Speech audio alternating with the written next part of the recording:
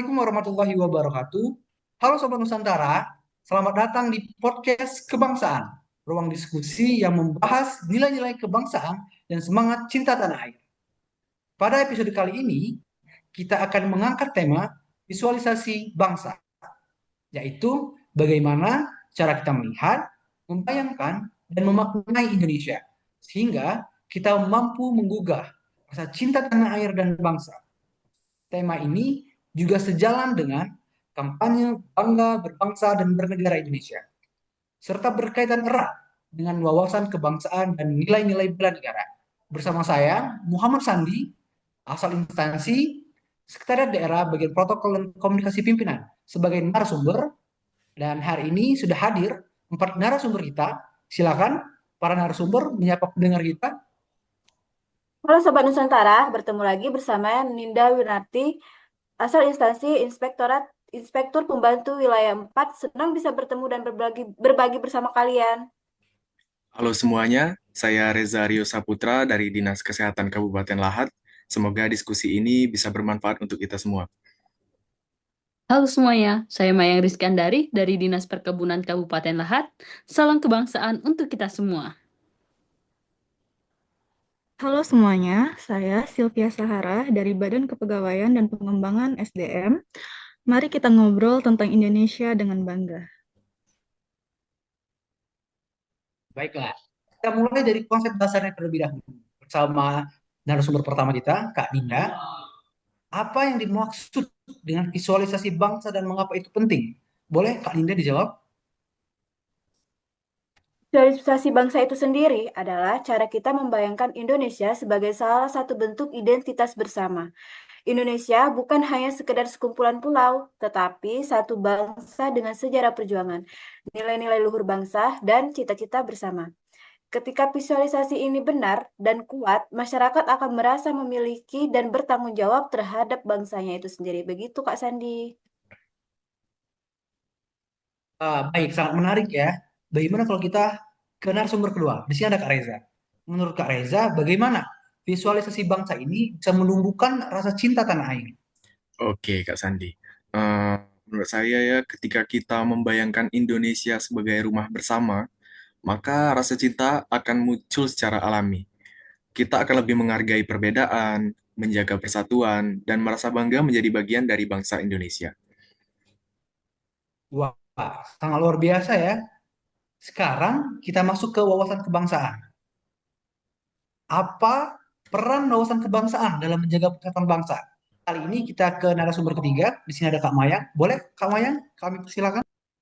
Baik Sandi, jadi peran wawasan kebangsaan itu sendiri berfungsi sebagai cara pandang bangsa Indonesia dalam melihat diri dan lingkungannya.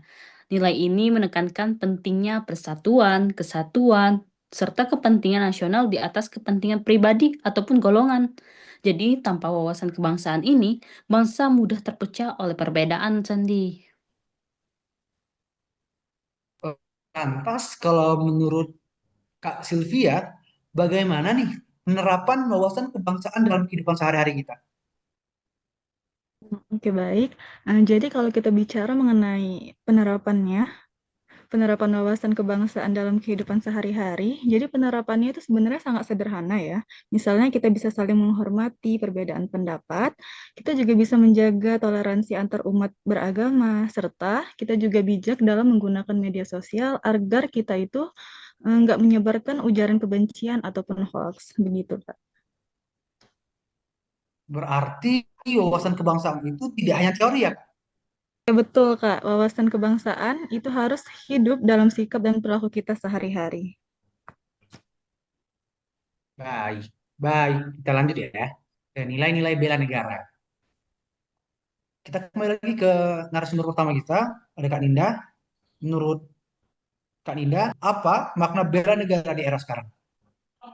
Bela negara itu sendiri bukan hanya tugas dari aparatur pertahanan, tetapi bela negara adalah sikap dan perilaku dari warga negara yang dilandasi dengan cinta tanah air, kesadaran berbangsa dan bernegara, serta kesetiaan kita pada Pancasila dan Undang-Undang Dasar 1945. Gitu, Sandi. Oh, begitu ya, Kak ya. Bisa dijelaskan nggak nilai-nilai utama bela negara ini? Kali ini boleh deh Kak Reza menjelaskan nilai-nilai utama bela negara. Oke, baik. Menurut pengetahuan saya ya, ada 5 nilai utama bela negara, yaitu cinta tanah air, kesadaran berbangsa dan bernegara, setia pada Pancasila, rela berkorban untuk bangsa dan negara, serta memiliki kemampuan awal bela negara sesuai profesi masing-masing. Itu sih. Eh, Kalau contoh nyatanya bela negara ini bagi generasi kita ini Kak, generasi muda ini seperti apa ya? Boleh Kak Mayang? Boleh Kak Mayang? Baik, Sandi. Jadi, contoh nyata bela negara kita sebagai generasi muda itu bisa dengan belajar bersungguh-sungguh, berprestasi, menggunakan media sosial secara bijak, dan menjadi agen pemersatu di lingkungan sekitar. Itu semua menjadi kontribusi nyata bagi bangsa, Sandi. Wah, sangat menarik ya teman-teman ya. Sekarang kita lanjut ke materi yang lebih mendalami, visualisasi bangsa dan kampanye cinta tanah air. Kalau kita kembali ke Kak Silvian, menurut Kakak bagaimana nih visualisasi bangsa bisa dijadikan kampanye yang efektif bagi generasi muda saat ini?